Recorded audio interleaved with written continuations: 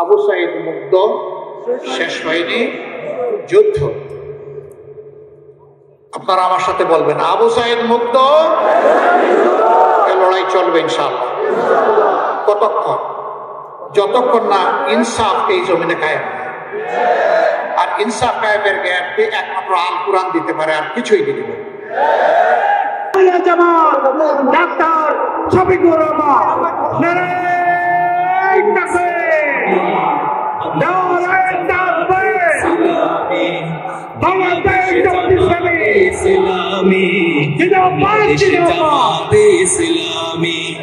গড়বে গড়বে আল্লাহর হুকুমাত, গড়বে গড়বে খিলাফতের রাশেদা, জনগণ নন্দিত আগামী, কোরআনের কাঙ্ক্ষিত আগামী, জনগণ নন্দিত আগামী, কোরআনের কাঙ্ক্ষিত আগামী। বাংলাদেশে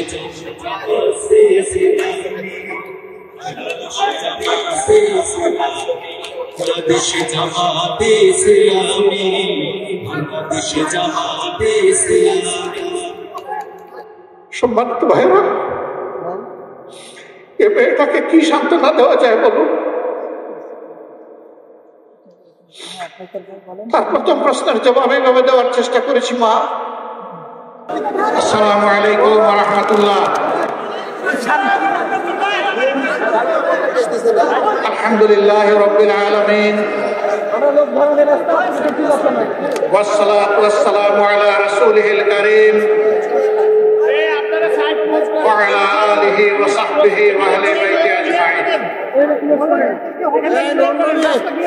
বাংলাদেশ জামাত ইসলামী রাজশাহী জেলা এবং মহানগরী কর্তৃক আয়োজিত আজকের এই বিশাল কর্মী সম্মেলনের সম্মানিত সভাপতি বাংলাদেশ জামাত ইসলামী রাজশাহী মহানগরী শাখার সম্মানিত আমির, কেন্দ্রীয় কর্ম পরিষদের অন্যতম সদস্য, বিশিষ্ট শিক্ষাবিদ ডক্টর মৌলানা কেরামত আলী, বিশেষ অতিথি উত্তর জনপদের মাটি এবং মানুষের প্রিয় মাতা, বিশিষ্ট শিক্ষাবিদ, সাবেক সংসদ সদস্য, বাংলাদেশ জামাত ইসলামীর সম্মানিত নায়েবে আমির, মঞ্চে বসা কেন্দ্রীয় নেতৃবৃন্দ, বিভিন্ন বন্ধু সংগঠনের নেতৃবৃন্দ, আঞ্চলিক এবং স্থানীয় নেতৃবৃন্দ, শহীদ পরিবার সমূহের পরম শ্রদ্ধেয় গর্বিত সদস্যবৃন্দ, আমার সামনে উপস্থিত প্রিয় সহকর্মীবৃন্দ, সাংবাদিক ভাই এবং বন্ধুগণ, আল্লাহ সুবহানাহু ওয়া তাআলার শুকরিয়া আদায় করছি। দীর্ঘ 15.5 বছর যেই জাতির উপর একটি জগদ্দল পাথর, ফেসিবাদের পাথর চেপে বসেছিল, মহান রব্বুল আলামিন গেল বছরের 5 আগস্ট তাদের জুলুমের কবল থেকে এই জাতিকে মুক্তি দান করেছেন। আমরা মহান মাহমুদের এই জাতির প্রতি এই মেহেরবানির জন্য হৃদয় নিংড়ানো শুকরিয়া আদায় করছি, আলহামদুলিল্লাহ। প্রিয় সম্মানিত সহকর্মীবৃন্দ, মহান আল্লাহ রাব্বুল আলামিন মেহেরবানি করে আমাদেরকে এই বাংলাদেশে পয়দা করেছেন। এই বাংলাদেশ দল, ধর্ম, গোষ্ঠী নির্বিশেষে এটি আমাদের সকলের বাংলাদেশ। আল্লাহ রাব্বুল আলামিন জানা অজানা অসংখ্য সৃষ্টি মানব জাতির কল্যাণের জন্য পয়দা করেছেন, আর মানুষকে পয়দা করেছেন তার নির্ভেজাল গোলামের জন্য।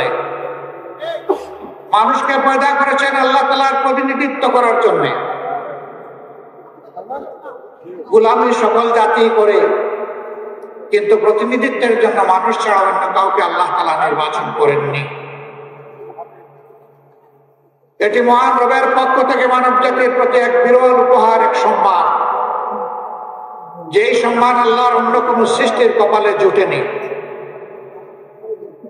এই মানব জাতি শুধু মানুষের কল্যাণের জন্য নয়, এই মানব জাতিকে আল্লাহ তাআলা সমস্ত সৃষ্টির কল্যাণে পয়দা করেছেন, সমস্ত সৃষ্টির শৃঙ্খলা বিধানের দায়িত্ব দিয়েছেন। এই জন্য প্রিয় নবী মুহাম্মদুর রাসূলুল্লাহ সাল্লাল্লাহু আলাইহি সাল্লাম রাব্বুল আলামিনের পক্ষ থেকে রাহমাতুল লিল আলামিন, আল্লাহ স্বয়ং রাব্বুল আলামিন আর তার প্রিয় নবীকে করেছেন সমস্ত সৃষ্টির জন্য রহমত। আল্লাহু আকবার। আমরা সেই নবীর উম্মত। এ আমাদের পরম সৌভাগ্য। যতদিন পর্যন্ত এই উম্মাহ এবং বিশ্ববাসী আল্লাহর আইন এবং রাসূল করিম সাল্লাল্লাহু আলাইহি সাল্লামের নেতৃত্বকে অনুসরণ করেছে, দুনিয়ার মানুষ সুখ, শান্তি, সম্মান, সমৃদ্ধি এবং সৌন্দর্যকে উপভোগ করেছে। যখনই আল্লাহর হুকুম থেকে মানুষ দূরে সরে গিয়েছে, রাসূল করিম সাল্লাল্লাহু আলাইহি সাল্লামের পথ ছেড়ে দিয়ে মানুষের মন গড়া পথ ধরেছে, সেই সমাজ এবং সেই জাতির কপালে অপমান, অপদস্থতা, লাঞ্ছনা এবং নির্যাতন নেমে এসেছে। বাংলাদেশ শতকরা ৯১% মুসলমান অধ্যুষিত দেশ। এর মানে এই নয় যে মুসলমানরা ছাড়া কেউ ওই দেশে আর শান্তিতে বসবাস করতে পারবে না,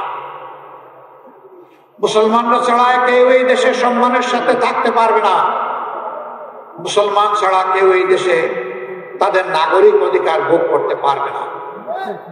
বরঞ্চ ইসলাম সমস্ত মানবতার জন্য সব অধিকারের একমাত্র গ্যারান্টি। এটি আমার কথা নয়, এটি স্বয়ং আল্লাহ রাব্বুল আলামিনের কথা। আল্লাহ তাআলা কালামে হাকিমের শেষ যে আয়াতটি নাযিল করেছেন মেহেরবানি করে, মিনার ময়দানে রাসূল করিম সাল্লাল্লাহু আলাইহি ওয়াসাল্লামের জীবনের শেষ হজে আইয়ামে তাশরিকের সময় সেই আয়াত দ্বারা আল্লাহ তাআলা বিশ্ববাসীকে এই নিয়ামতের কথা স্মরণ করিয়ে দিয়েছেন। সূরা মায়েদার ৩য় আয়াত একটি লম্বা আয়াত। এই আয়াতের অংশ বিশেষ আল্লাহ তাআলা স্পষ্ট করে বলেছেন, আল-ইয়াওমা আকমালতু লাকুম দীনাকুম ওয়া আতমামতু আলাইকুম নি'মাতি ওয়া রাদিতু লাকুমুল ইসলাম দীনা। আজ আমি তোমাদের জন্য আমার দিনকে পূর্ণ করলাম, কামেল করে দিলাম। ওয়া আতমামতু আলাইকুম নি'মাতি, আর আমার পক্ষ থেকে তোমাদের জন্য যত নিয়ামত, সব কিছুর ভান্ডার এই দিন, এই ইসলাম, এই কোরআনকে বানিয়ে দিল। ওয়া রাদিতু লাকুমুল ইসলাম দীনা, আল্লাহ সন্তুষ্ট চিত্তে চয়ন করে নিয়েছেন, নির্বাচিত করেছেন তোমাদের জীবনযাপনের ব্যবস্থা হিসাবে একমাত্র ইসলাম। অন্য আয়াতে আল্লাহ তাআলা বলেছেন, ইন্নাদ দীনা ইনদাল্লাহিল ইসলাম, আল্লাহ তাআলার কাছে গ্রহণযোগ্য জীবন ব্যবস্থা হচ্ছে ইসলাম। বর্তমানে দুনিয়ায় বিভিন্ন ধরনের মতবাদ চালু আছে, কোথাও সমাজতন্ত্র, কোথাও ধর্ম নিরপেক্ষতা, কোথাও পুঁজিবাদ, কোথাও আবার আছে ফেসিবাদ। এগুলা সব মানুষের গড়া। আমরা এখানে যারা বসে আছি, আসমানের নিচে জমিনের উপরে যারা বসবাস করে, শুধু মানুষ নয়, সমস্ত সৃষ্টি, তাদেরকে কে সৃষ্টি করেছে? কে করেছেন? তার সৃষ্টিতে তার সাথে আর কেউ শরীক আছে? তাওহীদের মালিক আল্লাহ রাব্বুল আলামিন একাই সৃষ্টি করেছেন।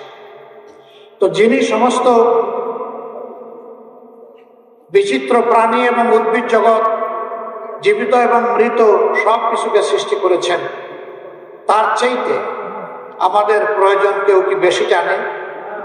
নিশ্চয়ই জানে। যিনি মহব্বত করে পয়দা করেছেন, তার চাইতে আমাদের বড় শুভাকাঙ্ক্ষী কেউ হতে পারে? অবশ্যই পারে।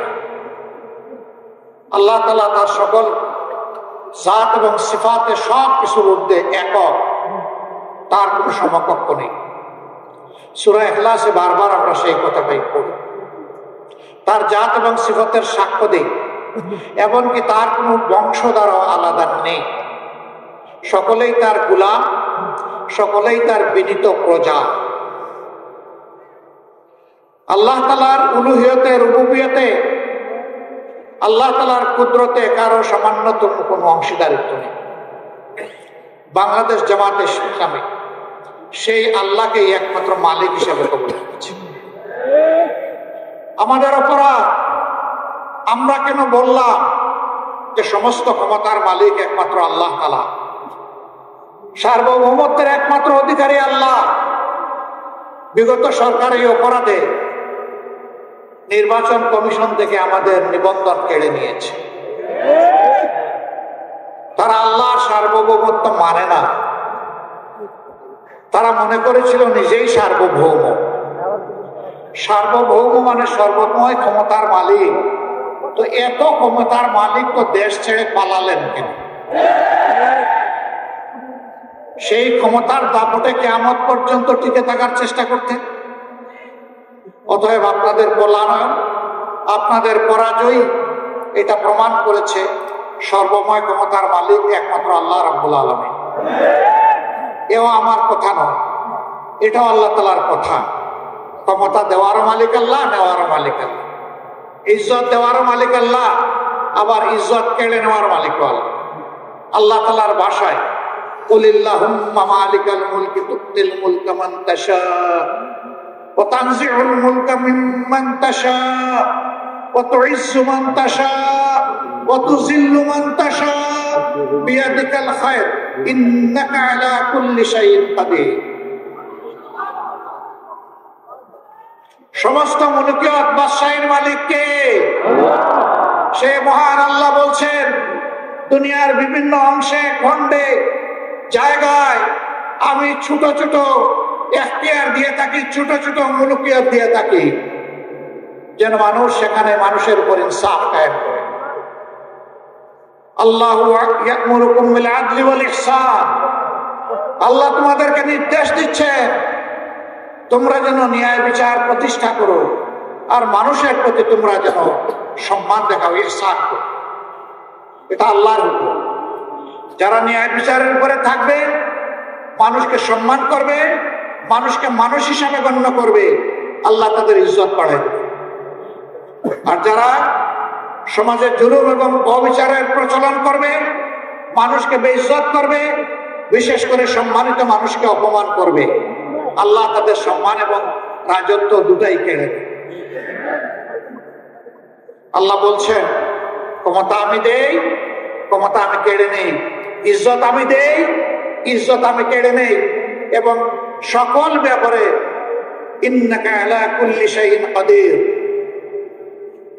তোমাদের জন্য আল্লাহই হচ্ছেন সমস্ত ক্ষমতার মালিক। কুদরত তার হাতে, শক্তি তার হাতে।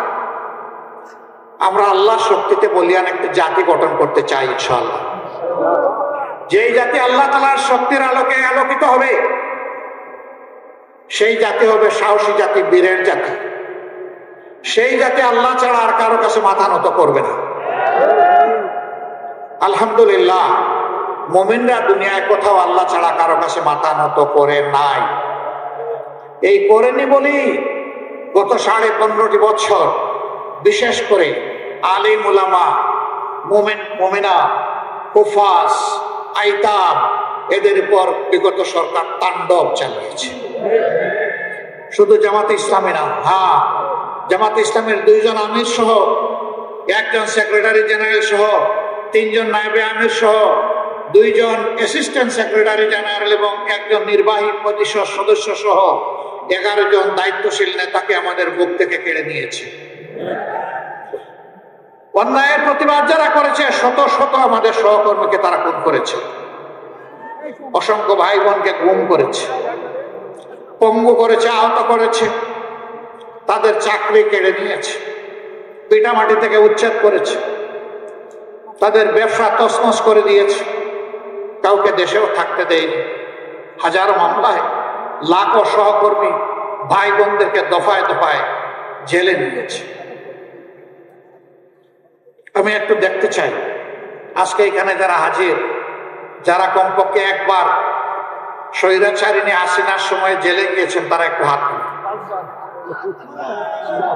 আমার কথা আপনারা বুঝেছেন? যারা কমপক্ষে একবার জেলে গিয়েছেন তারা হাত তুলেন। বিপুল সংখ্যক মানুষের হাত। এবং আমি বিশ্বাস করি এখানে যারা বসে আছেন তাদের সকলেই জেলে গিয়েছে। তারা কি চুরি করেছিলেন, রাহাজারি করেছেন, মানুষ খুন করেছেন, গুপ্ত হত্যা করেছেন, গুম করেছেন, নারীর শ্লীলতাহানি করেছেন? কিছুই করেননি। তাদের অপরাধ তাহলে কি ছিল? ওমা নাকাফু মিনহুম ইল্লা আইয়ুমিনু বিল্লাহিল আজিজিল হামিদ।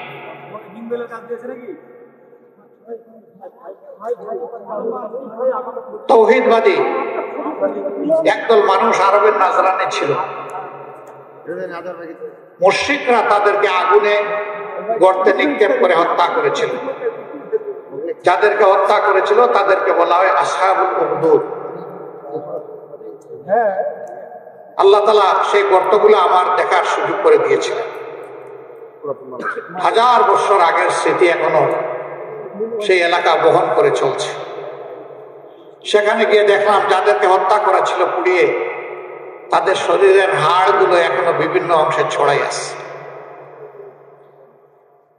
আল্লাহ তাআলা তাদের ব্যাপারে এই আয়াতটি নাযিল করেছিল। স্বৈর শাসক তাদেরকে বলেছিল এক আল্লাহ মানলে চলবে না, অমুককে অমুককে আল্লাহ মানতে হবে, ইলা মানতে হবে। তারা বলেছিল না, আমরা আল্লাহ এবং ইলা একজনই মানবো, দ্বিতীয় কাউকে স্বীকার করবো না। এর জন্যই তাদের উপরে ঝাল মিটিয়েছিল। যারা মিটিয়েছিল ইতিহাসে তারা নিশ্চিহ্ন হয়ে গিয়েছে, অপদস্থ হয়ে। যাদেরকে আগুনে ফেলে হত্যা করেছিল আল্লাহ তাদেরকে কবুল করেছেন শহীদ হিসাবে। বাংলাদেশেও যাদেরকে খুন করা হয়েছে শুধু আল্লাহর জন্য, আল্লাহর দিনের জন্য, হক কথা বলার জন্য, মানুষের কল্যাণে কাজ করার জন্য, মহান মওলার দরবারে আরজ হে রব্বুল আলামিন, তুমি তাদেরকে মর্যাদাবান শহীদ হিসাবে কবুল। অনেকে জিন্দা শহীদ হয়ে আছে, হাত পা টুকরা টুকরা, 2টি নয়ন নষ্ট করে দিয়েছে, একটা চোখ ক্ষতিগ্রস্ত হয়েছে। আমাদের নেতৃবৃন্দকে ফাঁসির রশিতে ঝুলানো হয়েছে, বাকিদেরকে মৃত্যুর দিকে ঠেলে দেওয়া হয়েছে। আমরা এত ব্যথিত নই। আমরা আল্লাহর দরবারে শুকর গুজার করি যদি আমাদের বাগানের এই শ্রেষ্ঠ ফুলগুলাকে আল্লাহ তাআলা শহীদ হিসাবে কবুল। হে আল্লাহ, তুমি তোমার জান্নাতের বাগানের ফুল হিসাবে এগুলাকে কবুল করো। শুধু জামাতে ইসলামী নয়, ইসলামের জন্য, মানবতার জন্য যারাই জীবন দিয়েছেন আল্লাহ যেন তাদের সকলকে শহীদ হিসাবে কবুল। আর আহত হয়ে, পঙ্গু হয়ে, এই কষ্টের জীবন নিয়ে যারা বেঁচে আছেন, মহান রবের দরবারে আরজ করি রব্বুল আলামিন, তোমার কুদরতের প্রশান্তের হাতটা তাদের সিনার উপরে বুলাইয়ে দাও, তাদেরকে সবরে জামিল আতা। সর্বশেষ 15.5 বছর একটানা খুন গুমের সংস্কৃতি চালিয়ে ওদের পিপাসা নিবারণ হয়নি। শেষ পর্যন্ত 24-এর 1 জুলাই থেকে 5ই আগস্ট এই সময়টা সারা বাংলাদেশে এরা মহাতাণ্ডব চালিয়েছে। কি বলেছিল আমাদের কলিজার টুকরা সন্তানেরা? কি এমন ছিল তাদের দাবি? তারা তো কারো গদি নিয়ে টান দেয়নি, তারা তাদের একটা ন্যায্য ছোট্ট দাবি নিয়ে রাস্তায় নেমেছিল। তারা বলেছিল কোটা রাখেন, কিন্তু সেইটাকে যুক্তিসঙ্গত করে সংস্কার করে। সহ্য করল না, তাদের বিরুদ্ধে গুন্ডা বাহিনী মুগর বাহিনীকে লেলিয়ে দিল। এই মুগর বাহিনী বিশ্ববিদ্যালয়গুলোতে ঢুকে ছেলেদেরকে তো পিটালোই, আমাদের কলেজের টুকরা মেয়েগুলাকেও পিটালো।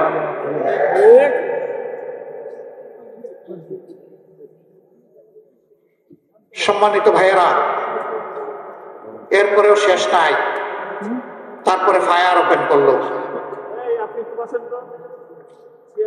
যাদের উপর গুলি করা হলো এরা যেন মানুষ নয়, এরা যেন বন জঙ্গলের পশু, পশু শিকার করে গুস্ত খাবে, এইরকম মানসিকতা।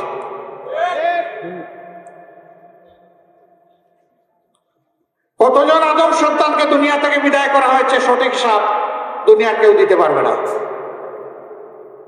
আমরা যেখানেই একজন শহীদের খবর পেয়েছি চেষ্টা করেছি তাদের প্রিয় পরিবারের কাছে ছুটে যেতে, সান্ত্বনা দিতে, দুঃখের অংশীদার হতে, তাদের কাছ থেকে দোয়া চাইতে, কারণ তারা পরম সৌভাগ্যবান। জাতিকে মুক্তির সংগ্রামে তার সন্তান, তার ছেলে, তার ভাই, তার স্বামী, তার পিতা নেতৃত্ব দিয়ে দুনিয়া থেকে বিদায় নিয়েছেন। তারা আমাদের কাছে জাতীয় সম্পদ, পরম সম্মানের পাত্র। কিন্তু আমরা সবার কাছে যেতে পারিনি, কারণ সবার খোঁজ আমরা পাইনি। আপনারা দেখেছেন আন্দোলনের শেষ দিকগুলোতে ইন্টারনেট বন্ধ করে দিয়ে সব কিছু অন্ধকারে রেখে অনেক লাশ গুম করা হয়েছে। স্তূপে স্তূপে লাশ ট্রাকের উপর ছুঁড়ে মারা হয়েছে, তারপরে পেট্রোল ছিটিয়ে আগুন দিয়ে লাশগুলাকে ছাই বানায় ফেলা হয়েছে। এখনো বহু জায়গায় যায়, কাঁদো কাঁদো চোখ নিয়ে, চোখের ফুটা ফুটা পানি নিয়ে ওনাকে হাজির হয়ে বলে, বাবা আমার সন্তানটার কোনো খবর পেলাম, অন্তত তার কবরের খবরটা পেলে মনে একটু সান্ত্বনা পেতাম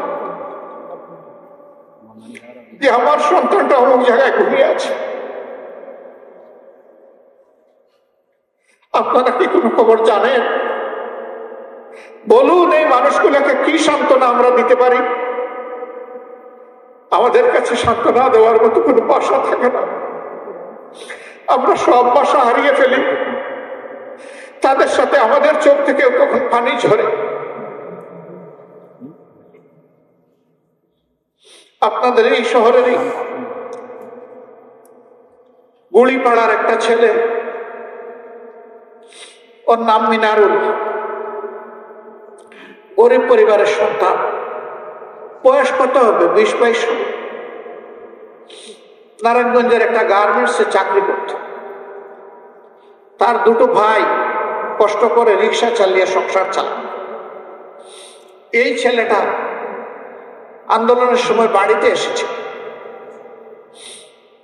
সে রাস্তায় নেমেছিল আন্দোলনকারী মানুষগুলোকে একটু পানি পান করাবে। কঠিন গরমের সময় একদিকে আগুন ভরা বুলেট আসতেছে, আরেকদিকে সূর্যের তাপ।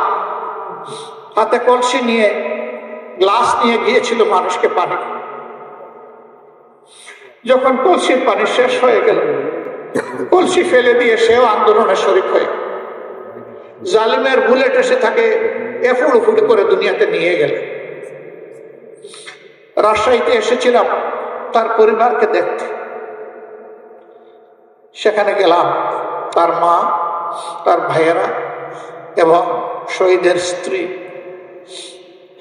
তারা অত্যন্ত গুছিয়ে শালীনভাবেই আমাদের সামনে আসলেন। একে একে সবাইকে জিজ্ঞেস করলাম, কেউ কথা বলতে পারছে না, শুধুই কাঁদে। এই যুবতী মেয়েটাকে যখন জিজ্ঞেস করলাম, মারে তুমি কেমন আছো, মেয়েটি জবাব দিলে, আলহামদুলিল্লাহ ভালো আছে। কিন্তু এই কিন্তু বলে কথা তার বন্ধ হয়ে গেল, আর কিছু বলতে পারে না। বেশ কিছুক্ষণ পরে আবার জবান ফুটিয়ে কেঁদে কেঁদে বলল, আমি তো 6 মাসের অন্তঃসত্ত্বা, আমার গর্ভের সন্তানের কি হবে? ও যখন দুনিয়া আসবে, মুখে যখন কথা তখন বাবা ডাকবে কার? সম্মানিত ভাইরা, এ মেয়েটাকে কি সান্ত্বনা দেওয়া যায় বলুন? তার প্রথম প্রশ্নের জবাব এইভাবে দেওয়ার চেষ্টা করেছি, মা এখন থেকে তুমি এবং তোমার এই পরিবারের লোকগুলো আমাদের পরিবারের সদস্য। তোমার গর্বের সন্তান দুনিয়াতে আসুক সুস্থ হালত, আল্লাহ তোমাকে নেক আওলাদ দান করুন, দোয়া করি। এরপরে এই সন্তানকে আল্লাহ তাইয়্যিব হায়াত দিন, সেটাও দোয়া করি। ও যতদিন বড় না হবে, উপার্জন করার উপযুক্ত না হবে, মানুষের মতো মানুষ না হবে, ততদিন পর্যন্ত আমাদের সন্তান সন্ততি, আমাদের নাতি নাতনিরা যেভাবে বেড়ে উঠবে, যেভাবে শিক্ষা পাবে, যেভাবে খাবে, যেভাবে পড়বে, ইনশাল্লাহ তোমরাও সেভাবে থাকবা। আমাদের কোনো শক্তি নাই, আমরা আল্লাহ তাআলার উপর মুতাওয়াক্কিল হয়ে এই দায়িত্ব নিয়েছিলাম। আলহামদুলিল্লাহ, এই মেয়েটির গর্ভ থেকে আল্লাহ তাআলা তাকে একটা সন্তান দুনিয়ায় দান করেছে। দোয়া করে আল্লাহ তাআলা তাকে তাইয়্যিব হায়াত দান, বাপের মতো সেই দিনের মুজাহিদ হোক। এর জন্মের সম্ভবত 2-2.5 মাস হয়ে গেছে, 4 মাস হয়ে গেছে। আমি এসে দেখতে পারিনি, আজকে যাবো ইনশাল্লাহ ওকে দেখতে। এটা আমাদের নৈতিক দায়িত্ব। এদের প্রতি এটা কোনো দয়া নয়, অনুকম্পা নয়। যারা রক্ত দিয়ে আজকের এই পরিবেশ আমাদেরকে দিয়ে গিয়েছে, তাদের কাছে আমরা এবং সারা জাতি ঋণী এবং কৃতজ্ঞ। এই ঋণের দায় আমাদেরকে আজীবন পরিশোধ করতে হবে শ্রদ্ধার সাথে। এরকম যত শহীদ বাংলাদেশে আছে, আমরা তাদের প্রতি কৃতজ্ঞ, আমরা তাদের কাছে ঋণী। সাংবাদিক বন্ধুরা আমাদেরকে প্রশ্ন করেছেন, আপনাদের দলের কতজন শহীদ হয়েছে? আমি বলেছি, যারা শহীদ হয়েছে আমরা তাদের দলের মানুষ, এবং যারা শহীদ হয়েছে তারা সবাই আমাদের দলের মানুষ। আমরা জামাতে ইসলামী হিসাবে আমাদের দল নয়, আমরা মানব জাতি হিসাবে আমাদের দল, এবং মানবতাবাদী হিসাবে আমাদের দল। তাদেরকে কোনো দলীয় পরিচয়ে আমরা সংকীর্ণ পরিসরে নামাতে চাই না। তারা আমাদের জাতীয় সম্পদ, তাদেরকে মাথার উপরে শ্রদ্ধায় আমরা তুলে রাখতে চাই। তারা তো গেলেন, আত্মীয় স্বজন একটা সান্ত্বনা পেলেন, কিন্তু যারা পঙ্গু হয়ে বেঁচে আছে, সাভারের, মিরপুরের সিআরপিতে যারা আছে, বিভিন্ন হাসপাতালে যারা আছে, মেরুদণ্ড গুলিবিদ্ধ হয়ে, যাদের কারো 2টি পা, কারো 4টি পা অবস্থায়, বিছনা থেকে উঠতে পারে না, বসতে পারে না, নিজের হাতে অনেকে তুলে খাবারটা খেতে পারে না। আল্লাহ তাআলা, ও প্রভু, তুমি এই জিন্দা শহীদ গুলাকে কবুল করো। এদের জন্য উপকারী বন্ধু তুমি নিয়োগ করে দাও। বাকি জীবন কোনো না কোনো মানুষের উপর তাদের নির্ভর করতে হবে। মানুষের অন্তরে তাদের প্রতি শ্রদ্ধা এবং ভালোবাসা আল্লাহ তুমি পয়দা করে দাও। এরা বন্ধু, আমাদের মানবিক জ্ঞান বলে, আল্লাহ তো মুর্দাকেও জিন্দা করতে পারেন, অসুস্থতায় সুস্থতার নিয়ামত দিতে পারেন, কিন্তু আমাদের মানবিক জ্ঞান বলে এরা আর কখনো জীবনে উঠে বসতে পারবে না, হাঁটতে পারবে না। আবার আমাদের কলিজার টুকরা বুকের সন্তান, গুলি করে অনেকের 2টা চোখ বন্ধ করে ফেলা হয়েছে, দেখে না। আল্লাহ চোখ দিয়েছিলেন তার সৃষ্টির সৌন্দর্য দেখা এবং তার শুকরিয়া আদায় করার জন্য, কিন্তু জালিমরা তাদের 2টি চোখ কেড়ে নিয়েছে। এরাও আজীবনের জন্য জীবন্ত লাশ হয়ে গেল, জীবন্ত শহীদ হয়ে গেল। আল্লাহ এদেরও সঙ্গে হোক। আমি হাসপাতালে 8 তারিখেই আগস্ট মাসের ঢাকার বিভিন্ন হাসপাতালে আহত বন্ধুদেরকে দেখতে গিয়েছিলাম। তাদের বেডের পাশে বসে জিজ্ঞেস করেছি, কেমন আছো তুমি? বলে যে আলহামদুলিল্লাহ ভালো আছে। দরাজ গলায় বলে, আলহামদুলিল্লাহ ভালো আছে। তোমার 1 হাত নেই, 1 পা নেই, কারো 2 পা নেই, তুমি ভালো আছো? বলে যে হ্যাঁ আলহামদুলিল্লাহ ভালো আছি। এত কষ্ট নিয়ে ভালো আছো কিভাবে? বলে যে কারণে রাস্তায় নেমেছিলাম আমাদের উদ্দেশ্য সফল হয়েছে। কি কারণে রাস্তায় নেমেছিলেন? আমরা স্বাধীনতার জন্য লড়াই করতে নেমেছিলাম, আমরা স্বাধীন হয়েছি। আল্লাহু আকবার। তার হাত নাই, পা নাই, চলে গেছে, চোখ নাই, চলে গেছে, সেদিকে খেয়াল নাই, বলছে যে জাতি স্বাধীন হয়েছে। একটা গোষ্ঠীর, একটা দলের জোর করে চাপানো গোলামি থেকে এই জাতি মুক্তি পেয়েছে। সম্মানিত ভাইয়েরা, বলেছিলাম এ বুকের সোনা, তোমার তো একটা হাত চলে গেল, পা চলে গেল, তুমি তো আর স্বাভাবিক জীবনে আসতে পারবে না। জাতির প্রয়োজনে আগামীতে যদি এমনটি লড়াইয়ের প্রয়োজন হয়, তখন তো আর তোমার পক্ষে কিছু করা সম্ভব হবে না। চিৎকার দিয়ে বলে অবশ্যই হবে। যদি আল্লাহ আমাদেরকে হায়াত দেন, অবশ্যই হবে। হাত একটা জাতির জন্য গিয়েছে, প্রয়োজনে আরেকটা হাতও দেবো ইনশাআল্লাহ। যে জাতির বীরেরা, সন্তানেরা এইরকম জাতির জন্যে, জাতির স্বাধীনতার জন্যে, মানবতার জন্যে বীরের মতো গর্জন করতে পারে, ইনশাআল্লাহ এই জাতির পর আর কোনো ষড়যন্ত্র বাস্তবায়ন হবে না। প্রিয় ভাইরা, 10 মাসের সন্তান কোলে মা নেমে এসেছিলেন রাস্তায়। ঢাকার রাস্তায় সাংবাদিক বন্ধু প্রশ্ন করেছে, আপনি কি কাজ করেছেন? এই অবুঝ শিশুকে তুলে নিয়ে আপনি রাস্তায় এসেছেন, মুহুর্মুহু গুলি চলতেছে, একের পর এক শহীদ হয়ে যাচ্ছে, পঙ্গু হয়ে যাচ্ছে, রক্তের বন্যায় রাজপথ ভেসে যাচ্ছে, আপনি কেন এই অবুঝ শিশুকে নিয়ে রাস্তায় নেমে আসলেন? আমার এই মা জবাব দিয়েছিলেন, শিশু এই কুলে যেটা দেখছেন, এইটাই আমার একমাত্র শিশু নয়। আজকে বাংলাদেশের রাস্তায় 56,000 বর্গ মাইলে যতগুলা যুবক যুবতী নেমেছে, সে সবগুলো আমার শিশু, আমার সন্তান। আমি ওই সন্তানদের সাথে সংহতি, একাত্মতা প্রকাশ করার জন্য রাস্তায় এসেছি। আল্লাহু আকবার। 7-8 বছরের একটা ছেলে হাতের মধ্যে ইটের টুকরা নিয়ে পুলিশের দিকে তেড়ে যাচ্ছে। যুবকরা তাকে থামানোর চেষ্টা করছে। এই, তুমি কি করছো? কই কি করছো? কই তুমি ছোট্ট মানুষ, এগুলির সামনে তুমি এইভাবে আসছো কেন? কই যে আন্দোলন করতে আসছে। কেন আন্দোলন করবো? ওরা আমার ভাইকে খুন করেছে, আমি প্রতিশোধ নেব। কে তোমার ভাই? বলে যে আমার ভাই আবু সাইদ। তোমার বাড়ি রংপুর? না, আমার বাড়ি ঢাকায়। তো আবু সাইদ তোমার ভাই হয় কিভাবে? কয়েছে জাতির মুক্তির জন্য লড়াই করেছে এবং জীবন দিয়েছে, সেই তো আমার ভাই। এই ছোট্ট শিশুটির মগজের মধ্যে, তার কণ্ঠের মধ্যে এই কথা কে দান করলেন? আল্লাহ রাব্বুল আলামিন। যুবকরা বলতেছে, তুমি যাও, আমরা তোমার পক্ষে লড়াই করব। ঝাঁকুনি দিয়ে বলতেছে, ছাড়েন মিয়া, আপনার আন্দোলন আপনি করেন, আমার আন্দোলন আমাকে করতে দেন। এরপরে ওরা কৌতূহল বশত জিজ্ঞেস করেছে, তোমার মা বাবা আছেন? আছে। ওই গুলির মুখে তুমি যদি শহীদ হয়ে যাও, তাহলে তোমার মা বাবা কাঁদবে না? না, আজকে ঘর থেকে বের হওয়ার সময় মা বাবাকে চুমু দিয়ে বলেছি, আমি যদি শহীদ হয়ে যাই, আমার জন্য তোমরা দুঃখ করো না, আমার জন্য তোমরা কেঁদো না। আল্লাহু আকবার।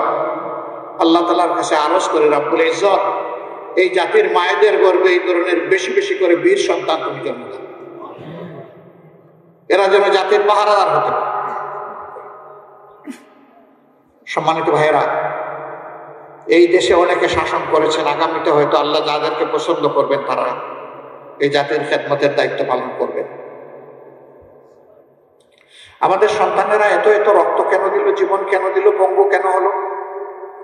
তারা চেয়েছে সমাজ থেকে সব ধরনের দুঃশাসন এবং দুর্নীতির কবর রচনা হোক। 5 তারিখের পরে রাজশাহী, যেটাকে এডুকেশন ভিলেজ বলা হয়, শিক্ষার গ্রাম, অসংখ্য শিক্ষা প্রতিষ্ঠান আলহামদুলিল্লাহ এখানে আছে। এটা আল্লাহর এক নিয়ামত। আমি আশা করি 5 তারিখের পরে রাজশাহীতে কোনো চাঁদাবাজি হয় না। রাজশাহীতে কোনো চাঁদাবাজি হয় না। এখানকার মানুষ ভদ্র, এখানকার মানুষ বিনয়ী, এখানকার মানুষ সৎ। কেউ চাঁদাবাজি এখানে করে না, ঠিক না? এখানেও চাঁদাবাজি হয়, এখানেও ফুটপাত দখল হয়, হাট বাজার, বালুমহাল, জলমহাল, বিভিন্ন যানবাহনের স্ট্যান্ড সবগুলাতে দখলদারি হয়। তাহলে আমাদের এই শহীদদের রক্তের প্রতি এইটাকে ভালোবাসা, এটাকে সম্মান। এই কাজ যারা করেন বিনয়ের সাথে তাদেরকে অনুরোধ করে এই কাজটা ছেড়ে দেন, মেহরবানি করে এই কাজটা করবেন না। আমাদের শহীদদের আত্মা কষ্ট পাবে, মানবতা অপমানিত হবে, লাঞ্ছিত হবে। বন্ধু এই কাজটা ছেড়ে দেন ভাই, আল্লাহর রাস্তায় এই কাজগুলা ছেড়ে দেন, এই কাজ আর করবেন না। অফিস আদালতে যারা ঘুষ বাণিজ্য করেন, আবার মামলা বাণিজ্য অনেকে করেন, তাদের প্রতি আমাদের আন্তরিক অনুরোধ, ভাই কাজগুলা করিয়েন না। আমাদের শহীদদের আত্মা কষ্ট পাবে। আর আমাদের জীবন্ত সন্তানেরা যারা শহীদ হওয়ার নিয়ত করে গড় থেকে বের হয়ে রাস্তায় সেদিন লাখো লাখো সন্তান, কোটি কোটি সন্তান নেমেছিল, তারা অন্তরে বড় কষ্ট পাবে। তাদেরকে কষ্ট দেবেন না মেহেরবানি। তবে যদি আমাদের এই বিনয়ী অনুরোধ কেউ না মানে, তাহলে তাদের জেনে রাখা উচিত যুদ্ধ আমাদের শেষ হয়নি। আমাদের সন্তানেরা স্লোগান দিচ্ছে এখনো, আবু সাইদ মুগ্ধ, শেষ হয়নি যুদ্ধ। আপনারা আমার সাথে বলবেন, আবু সাইদ মুগ্ধ, লড়াই চলবে ইনশাআল্লাহ। কতক্ষণ? যতক্ষণ না ইনসাফ এই জমিনে কায়েম। আর ইনসাফ কায়েমের গ্যারান্টি একমাত্র আল কোরআন দিতে পারে, আর কিছুই দিতে পারে। এই কোরআনিক শাসন সকল ধর্মের, সকল দলের, সকল বর্ণের মানুষের জন্য একমাত্র ইজ্জতের গ্যারান্টি। এই কোরআনের শাসন কায়েমের মধ্য দিয়ে একটা মানবিক বাংলাদেশ আমরা করতে চাই, দুর্নীতি এবং দুঃশাসন মুক্ত বাংলাদেশ করতে চাই। অন্য ধর্মের ভাইদেরকে আমরা আমাদের ভাই হিসাবে দেখি, কারণ একই আদম এবং একই হাওয়া আলাইহিস সালামের আমরা বংশধর। শয়তান আমাদেরকেও ধোঁকা দেয়, অনেককেই ধোঁকা দেয়। শয়তানের ষড়যন্ত্রে পড়ে অনেকে তার প্রভুকে ভুলে যায়। আমাদের রুট, আমাদের উৎস, আমাদের মূল এক জায়গায়। আমরা মানুষকে ঘৃণা করি না, হিংসা করি না। আমরা মানুষকে মানুষ হিসাবে সম্মান করি। মানুষের দুঃখে কষ্টে চেষ্টা করি সাড়া দেওয়ার, এটাও চেষ্টা করি সবার আগে সাড়া দেওয়ার। কেন? কারণ আল্লাহর হাবিব বলেছেন, খায়রুন নাস মাইয়ানফাউন নাস, মানুষের মধ্যে তারাই উত্তম যারা মানুষের কল্যাণে সবসময় ব্যস্ত থাকে। আল্লাহ যেন এই তৌফিক আজীবন কিয়ামত পর্যন্ত আমাদেরকে দান। সম্মানিত ভাইরা, সেই সামনের সেই কল্যাণ রাষ্ট্র, বৈষম্যহীন, দুর্নীতিমুক্ত, চাঁদাবাজ মুক্ত, ঘুষ মুক্ত একটি ন্যায় ইনসাফের বাংলাদেশ গড়েই আমরা মানবিক বাংলাদেশ করতে চাই। এই বাংলাদেশ আপনারা চান, আমার সহকর্মীরা চান, তাহলে আমাদের লড়াই চালিয়ে যেতে হবে। ত্যাগ অনেক করেছি, ইনশাআল্লাহ আল্লাহ তৌফিক দিলে এই জাতির জন্য আরো ত্যাগ স্বীকার করব। আমরা এক মুহূর্তের জন্য বিশ্রাম নেব। বিশ্রাম নেওয়ার কোনো সময় আমাদের নেই। এই জীবন খুব ছোট, কাজ অনেক বড়। সেই কাজগুলো যেন সমাধা করতে পারে আল্লাহ যেন তৌফিক দান করেন। আল্লাহ তাআলা বাংলাদেশ থেকে সকল প্রকার অন্যায়, অবিচার, দুর্নীতি, দুঃশাসনের বিলোপ সাধন করে তার কোরআনী আইন এই দেশে আমাদেরকে দান করুন। আর সেই আইনের এক একজন কর্মী হিসাবে আল্লাহ তাআলা আমাদেরকে তৌফিক দিন এবং কবুল করুন। আপনারা যারা এসেছেন আমাদের কথা শুনতে, নিশ্চয়ই ভালোবাসা নিয়ে এসেছেন। এই ভালোবাসা কার জন্য? আবার বলুন, কার জন্য এই ভালোবাসা? একমাত্র আল্লাহ তাআলার জন্য। আল্লাহ তাআলার দরবারে আরজ, হে প্রভু, আমাদের এই ভালোবাসাকে কবুল করো, আর এই ভালোবাসাকে তুমি জান্নাত পর্যন্ত পৌঁছে দিও। সবাইকে ধন্যবাদ। আসসালামু আলাইকুম ওয়া রাহমাতুল্লাহ। আল্লাহ হাফেজ। বাংলাদেশ জিন্দাবাদ। বাংলাদেশ জামাতে ইসলামী জিন্দাবাদ।